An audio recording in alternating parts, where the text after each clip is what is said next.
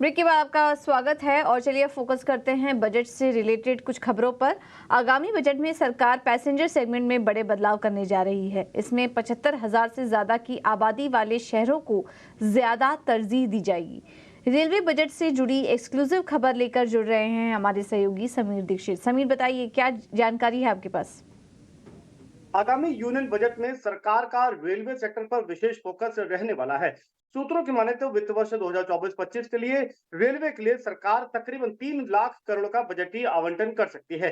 यही नहीं, अगर पैसेंजर ट्रेन की बात करें तो इस बार ज्यादा फोकस जनसाधारण ट्रेनों पर यानी कि अमृत भारत ट्रेन पर रहेगा। सरकार का लक्ष्य है कि इस साल 25 अमृत भारत ट्रेन, जिसमें ज्यादातर नॉन एसी कोच होते हैं, जनरल क्लास कोच होते हैं, स्लीपर क्लास कोच होते हैं, उनको पटरी पर दौड़ाया जाए। आने वाले 4 से 5 सालों में लक्ष्य यही है कि तकरीबन 250 अमृत भारत ट्रेन चलाई जाए, जिसके जरिए ऐसे यात्री संख्या जो ज्यादातर नॉन एसी कोचेस में ट्रैवल करते हैं, जिनकी संख्या बहुत ज्यादा होती है, उनकी डिमांड को किया जा सके। दूसरा है वंदे भारत ट्रेन। वंदे भारत ट्रेन पर भी सरकार का पूरा फोकस लगातार बना हुआ है।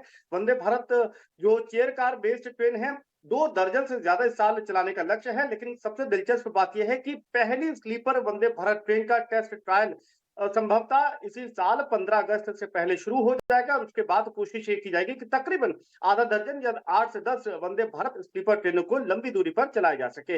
इसके साथ ही साथ वंदे मेट्रो ट्रेन, जिनको डिजाइन ऐसा किया गया है कि 150 किलोमीटर का जो इंटरसिटी ट्रेन ट्रेवल है, उसको एक रीडिफाइन किया जाए, नया अनुभव दिया जा सके, तो वंदे मेट्रो ट्रेन का ट्रायल भी जल्द शुरू होगा और ऐसी तकरीबन 8-10 वंदे मेट्रो ट्रेन को भी जल्द चलाने की योजना है।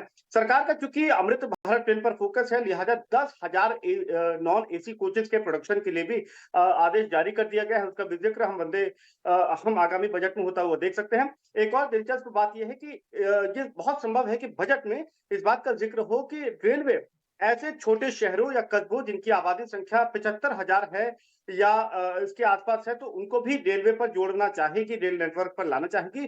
तो उसके लिए भी सरकार इस साल टारगेट रखेगी और आगे बढ़ेगी।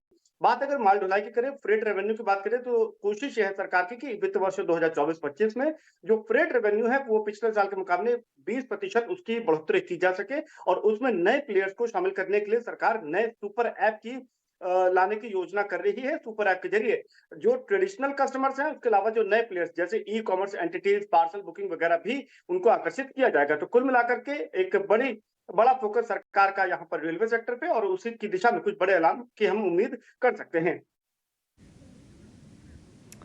बिल्कुल, तो ये कुछ बड़े ऐलान हो सकते हैं रेलवे में, जिसके चलते आईआरसीटी जैसे स्टॉक्स फोकस में रह सकते हैं। तो देखना होगा, रेलवे सेक्टर भी इस बजट पे काफ़ी फोकस में रहेगा और हम देख रहे हैं पिछले काफ़ी समय से रेलवे स्टॉक्स में काफ़ी शानदार एक्शन भी बना हुआ है।